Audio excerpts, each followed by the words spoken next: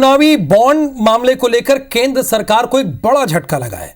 Supreme court ने चुनावी bond को रद्द करते हुए इसे असंवैधानिक बता दिया है, क्लियर कट कह दिया है। कोर्ट ने कहा है कि चुनावी बॉन्ड में गोपनीयता से सूचना के अधिकार कानून का उल्लंघन हो रहा है।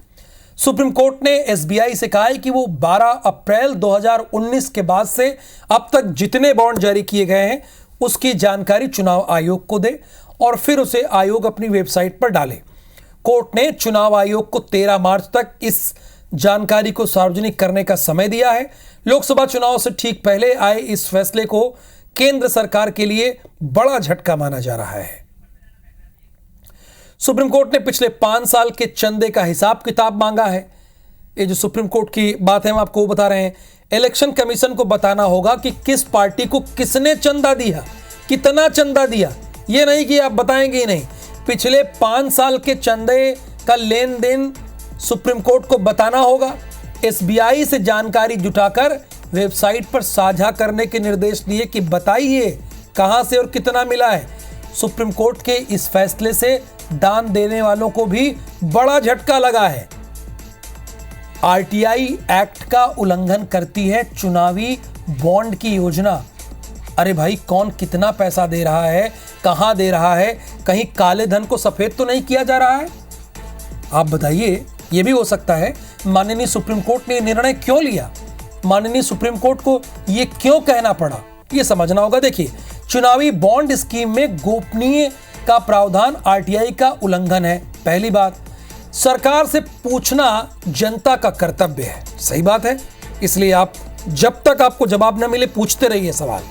यह योजना असंवैधानिक है, यानी सिंगल लाइन में कहें तो इल्लीगल। चुनावी बॉन्ड योजना को रद्द करना होगा। ये मैं नहीं कह रहा हूं, मैं बस बोल रहा हूं। ये जो मैं कह रहा हूं माननीय सुप्रीम कोर्ट की लाइन है। 3 हफ्ते में सारी जानकारी उपलब्ध कराने के लिए किसे कहा गया है? State bank of India. आपने ठीक कहा, एसबीआई सही भी है, लेकिन उसका पूरा नाम स्टेट बैंक ऑफ इंडिया है। बैंक तत्काल चुनावी बॉन्ड जारी करना बंद करिए, कह दिया गया कि आप बंद करिए। अब देखिए, कहां से जारी होता है चुनावी बॉन्ड? भारतीय स्टेट बैंक की चुनिंदा शाखा से ही जारी हो जाता है। आप जाइए कि आप चंदा देना है, आप बॉन्ड ले सकते हैं, लेकिन चुनिंदा ब्रांच है, हर ब्रांच नहीं है। अभी एसबीआई की 29 शाखा से आप बॉन्ड खरीद सकते हैं। 29 ऐसी शाखाएं हैं जहां पर आप जाकर ये बॉन्ड खरीद सकते हैं। एसबीआई की नई दिल्ली, गांधीनगर, चंडीगढ़ शाखा से फिलहाल आप खरीद सकते हैं, यहां जारी होता है। ये शानदार ग्राफिक्स आपके लिए इसीलिए बनाया गया है। एसबीआई की बेंगलुरु, हैदराबाद, भुवनेश्वर शाखा से भी आप खरीद सकते हैं। जो जारी कहां से होता है वो हम आपको बता रहे हैं। देखिए, 29 भोपाल से भी है, मुंबई भी है, जयपुर है, यानी कुल मिला के आप ये कह सकते हैं जितने मेट्रोपॉलिटन शहर हैं उन्हीं को रखा गया। देखिए, रायपुर का नाम इसमें नहीं आएगा, लखनऊ हो गया, चेन्नई हो गया, कोलकाता हो गया, लेकिन गुवाहाटी का नाम रखा गया। गुवाहाटी शाखा से भी आप जाके खरीद सकते हैं, जो एसबीआई की ब्रांच है। 29 ही ब्रांच है, यहां से आप जाकर इलेक्टोरल बॉन्ड ले सकते थे। अब तो रोक लगा दिया गया। अच्छा, कौन सी पार्टी से चंदा ले सकती थी? केवल राजनीतिक दल ही इसका प्रयोग कर सकते थे। राजनीतिक दल, जो पॉलिटिकल पार्टी है, वही चंदा ले सकते थे। लोकसभा, विधानसभा चुनाव में 1% से ज्यादा वोट वाली।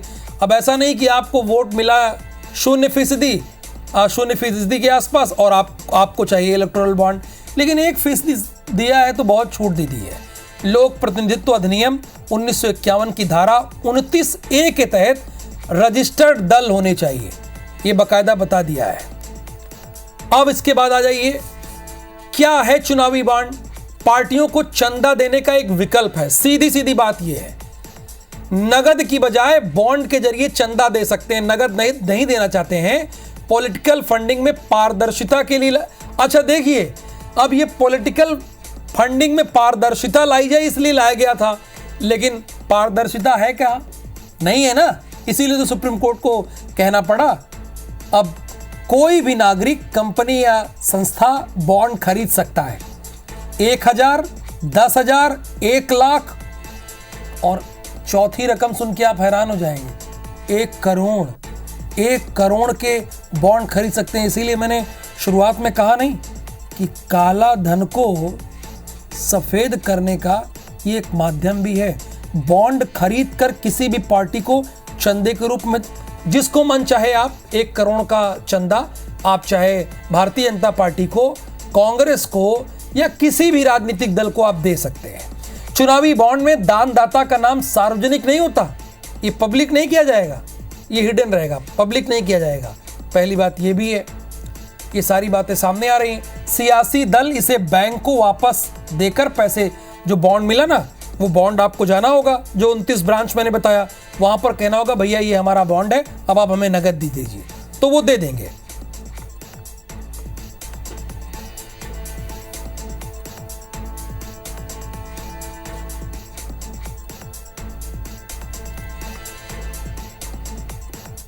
एक हिस्टोरिकल वर्डिक्ट है और इलेक्टोरल बॉन्ड की स्कीम को सेटिसाइड किया है। जो तीनों के तीनों अमेंडमेंट थे, फाइनेंस एक्ट का, कंपनी एक्ट का, पीपल रिप्रेजेंटेशन एक्ट की जो अमेंडमेंट थे, उनको अनकॉन्स्टिट्यूशनल माना है। और ये माना है कि जनता का जो राइट टू नो का अधिकार है उसको सुरक्षित रखना जरूरी है डेमोक्रेसी के लिए, क्योंकि इस तरीके की जो स्कीम थी ये थ्रेट थी डेमोक्रेसी के लिए।